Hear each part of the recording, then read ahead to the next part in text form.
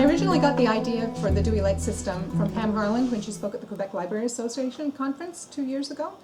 And I went to visit her library where she's using it, and I also did some research online with School Library Journal, New York Times, that sort of thing.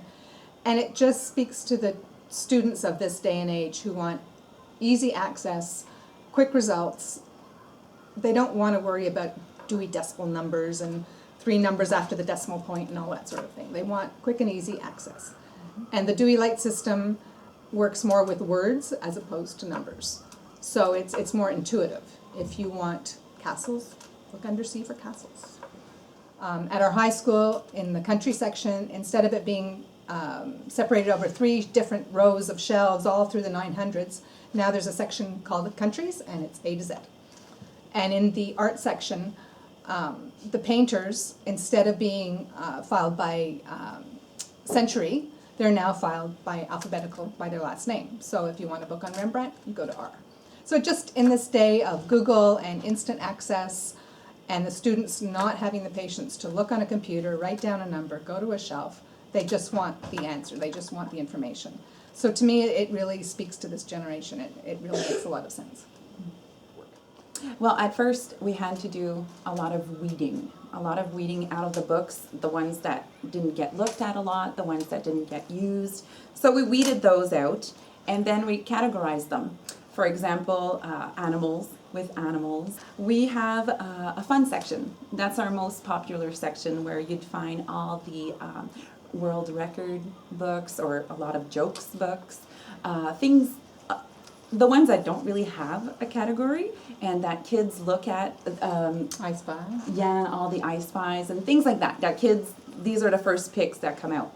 We have a very big dinosaur section, which is huge here.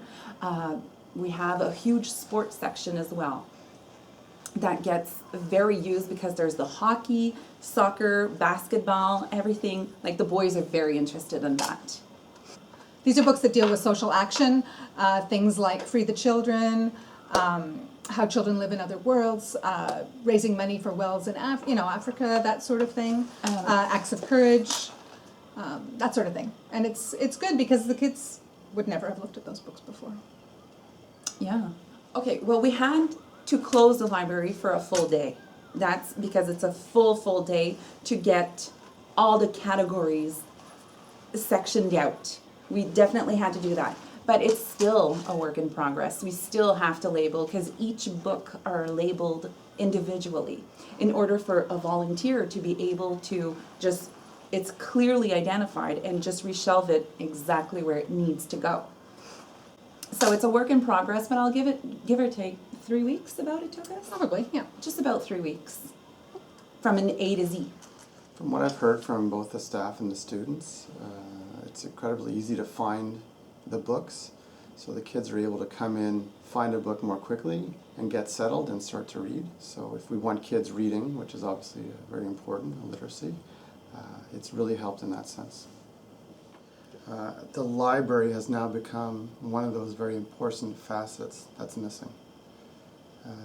Many kids will not get the chance to go to the library with their families for whatever reason.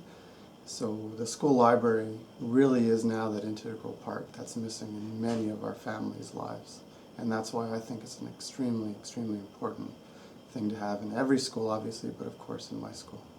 It is so much easier to find books.